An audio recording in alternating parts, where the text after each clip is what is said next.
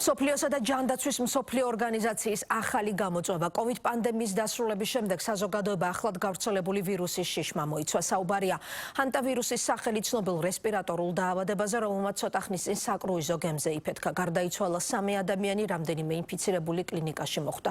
ვირუსული ინფექციის გავრცელების წყაროდ მღრღნელების ნერწყვიან ფეკალური მასების სახელდება. გემზე კი ინფიცირებული ადამიანიდან ადამიანზე გავრცელების პირველი შემთხვევები დაფიქსირდა.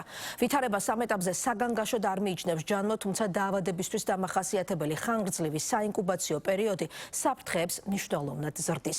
ახლა მთავარი გამოწვევა იმ ათეულობით მგზავრის მონიტორინგია, რომლებიც საკრუიზო გემიდან საკუთარ ქვეყნებში უკვე დაბრუნდნენ. რამდენიმე ქვეყანამ დაავადების გავრცელების პრევენციისთვის მკაცრი ზომები და პროტოკოლი აამოქმედა.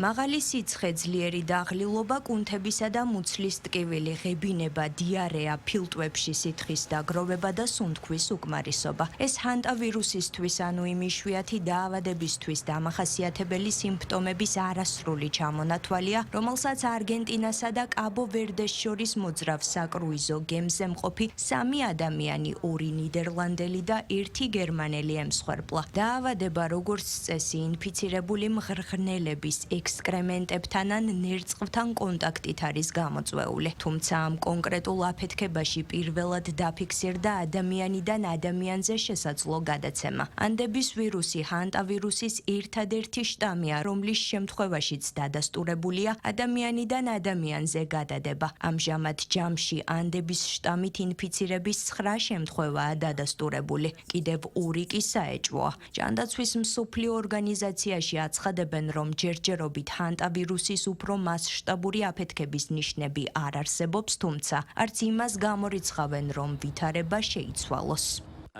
ჰანტავირუსის უფრო მასშტაბური აფეთქების ნიშნები არ არსებობს. ამ ეტაპზე არ ჩანს, რომ ჩვენ ვხედავთ უფრო დიდი აფეთქების დასაწყისს, თუმცა შეიძლება ვითარება შეიცვალოს და ვირუსის გრძელი ინკუბაციური პერიოდის გამო მომდევნო კვირებში მეტი შემთხვევა იყოს. ჩვენი სამუშაო ჯერ არ დასრულებულა. 9 ინფიცირებულს შორის 1 ამერიკის შეერთებული შტატების მოქალაქეა, რომელიც საკრუიზო გემზე იმყოფებოდა. ინფიცირებულებს შორისაა საფრანგეთის 1 მოქალაქეც. მას დაავადების ყველაზე მძიმე ფორმა აქვს და ამჟამად პარიზის საავადმყოფოში რეანიმაციაში იმყოფება. ჰანტავირუსი დაუდასტურდა მადრიდში კარანტინში მყოფ ესპანელთაგან ერთ-ერთს, თუმცა მისი მდგომარეობა შედარებით მსუბუქია. ესპანეთს ჰანტავირუსზე ოფიციალური პროტოკოლი აქვს, რომელიც 2 PCR ტესტის ჩატარებას და ინფიცირებულებთან კონტაქტის მქონე პირების მონიტორინგს მოიცავს. კაცრი პროტოკოლი აქვს საფრანგეთშიც, სადაც აცხადებენ, რომ ქვეყანაში ვითარება კონტროლქვეშაა. რაც შეეხება იტალიას, ქვეყანაში ჰანტავირუსზე ტესტირებული ყველა ადამიანის პასუხი უარყოფითია.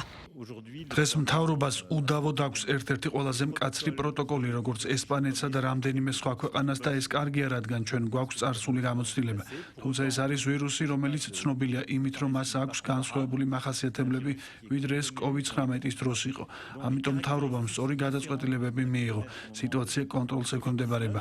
ახლა მნიშვნელოვანია, რომ იყოს რეალური ევროპული კოორდინაცია, რაც იმას ნიშნავს, რომ ყველა ქვეყნის წესები და პროტოკოლი ყველაზე მკაცრ და უსაფრთხო სტანდარტებს დაექვემდებარება. და ეს ძალიან მოკლე პერიოდში უნდა მოხდეს. ესპანეთში ჩვენს მიერ დადგენილი პროტოკოლები მოიცავს 2 PCR ტესტს. ერთი ახლახან ჩატარდა და თუ სწორად მახსოვს, შემდეგი 7 ან 8 დღის შემდეგ არის დაგეგმილი. ამის საფუძველზე სპეციალისტები ზუსტად გვირჩევენ, თუ რა ზომები უნდა მივიღოთ საზოგადოების ჯანმრთელობის დასაცავად. ეს კრიზისი არ დასრულებულა. შესაბამისად, ესპანეთის მთავრობა აგრძელებს თითოეული მგზავრის მონიტორინგს. საკრუიზო გემზე, სადაც ჰანტავირუსი გავრცელდა, თავდაპირველად 28 ქვეყნის დაახლოებით 150 მგზავრი და ეკიპაჟის წევრი იმყოფებოდა. ყველა მგზავრის ევაკუაციის შემდეგ კი ბორტზე მხოლოდ ეკიპაჟის 25 წევრი, 1 ექიმი და 1 ექთანი რჩება. საკრუიზო გემი ჯერ კიდევ ზღვაშია და ნიდერლანდებს 17 მაისს მიაღწევს. დაავადებათა პრევენციისა და კონტროლის ევროპულ ცენტრში აცხადებენ, რომ პრიორიტეტად იქცევა კვლევა გადაცემის გზებისა და გენომური ანალიზის მიმართულებით. პარალელურად ექსპერტები აცხადებენ, რომ არ არსებობს რაიმე მტკიცებულება, რომელიც ჰანტავირუსს, რომელიც საკრუიზო გემთან არის დაკავშირებული, სხვა უკვე ცნობილი შტამებისგან განასხვავებს. ჩვენთვის ხელმისაწვდომი მთლიანი გენომის სეკვენირებაზე დაფუძნებული წინასწარი კვლევები მიუთითებს იმაზე, რომ არ არსებობს არანაირი ნიშანი იმისა, რომ ეს ვირუსი მსოფლიოს ზოგიერთ რეგიონში ცირკულირებადი ცნობილი ვირუსისგან რაიმეთი განსხვავდება. დღემდე მიღებული ყველა თანმიმდევრობა პრაქტიკულად იდენტურია, რაც იმას ნიშნავს, რომ ინფიცირებული ცხოველიდან ადამიანზე გადაცემის მხოლოდ ერთი შემთხვევა მოხდა. დაავადებათა პრევენციისა და კონტროლის ევროპული ცენტრი გააგრძელებს წევრი სახელმწიფოებისთვის რეკომენდაციის მიწოდებას იმის შესახებ, თუ როგორ მართონ მგზავრები, რომლებიც თავიანთ ქვეყნებში დაბრუნდნენ. ჩვენ ვურჩევთ ყველა უსიმპტომო მგზავრისთვის მკაცრი გარანტინის დაწესებას 6 კვირის განმავლობაში.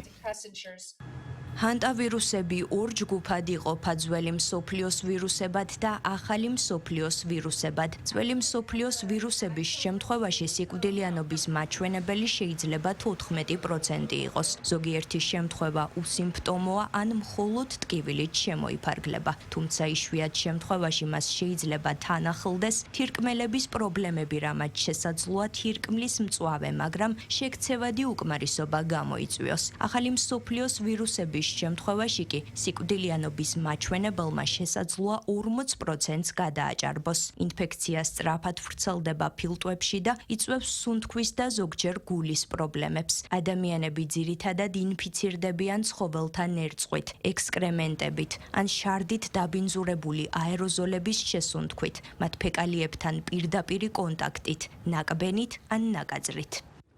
ტენერიფეს სანაპიროს შემდეგ ბორდო ჰანტავირუსის შემდეგ საკრუიზო ლაინერს შესაძლოა კიდევ ერთი ვირუსის გავრცელება დაუკავშირდეს. ბორდოში ერთ-ერთ ფრანგულ გემზე მყოფი სავარაუდოდ ნოროვირუსით გარდაიცვალა. 1700-ზე მეტი ადამიანი ახლა კარანტინში იმყოფება. ნოროვირუსი, რომლის სიმპტომები ახლა გემზე მყოფ 50-მდე ადამიანს აღენიშნება, უფრო ადვილად გადამდებია და მწვავე გასტროენტერიტს იწვევს. ნოროვირუსით დაინფიცირება დაბინძურებული საკვების ან წყლის მიღებით. ვირუსით დაბინძურებული ზედაპირების შეხებით ან ვირუსით ინფიცირებულ ადამიანებთან კონტაქტით ხდება.